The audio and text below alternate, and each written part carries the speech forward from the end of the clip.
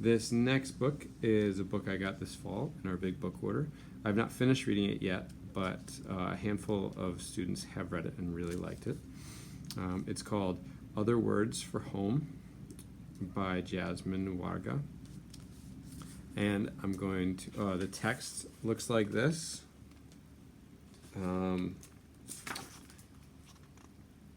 Again, it's told as a story. It's not poetry, but it has a rhythm to it, I guess, and beautiful descriptions, like a poem. Chapter 1, page 1. It is almost summer, and everywhere smells like fish, except for right down by the sea, where if you hold your nose just right, you can smell the sprawling jasmine and the salt water instead. In the summer, I always hold my nose to avoid the stench of fish and tourists that smell like hairspray and money and French perfume. The tourists come from Damascus and Aleppo, sometimes even Beirut and Amman. Once I met a man all the way from Doha.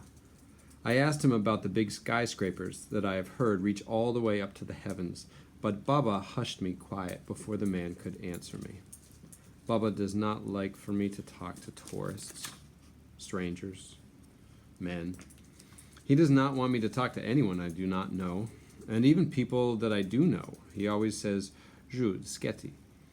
So I bite my tongue, and it sometimes tastes even worse than the way the summer fish smell.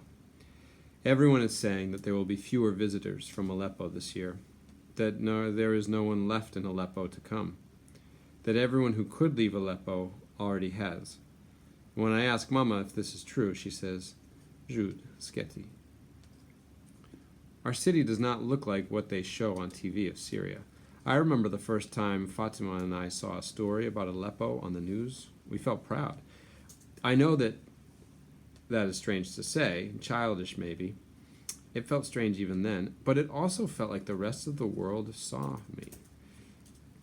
But our city does not look like Aleppo, before or after. It is not sprawling and noisy with buildings pressed up against one another, like they are crammed together in an elevator with no room to breathe. Our city is on the sea. It sits below the mountains. It is where the rest of Syria comes when they want to breathe. No one is going to come this year, Fatima says. And I wonder if that is because there is no one left who needs to breathe. Choice number 2. Other words for home. There's happiness also.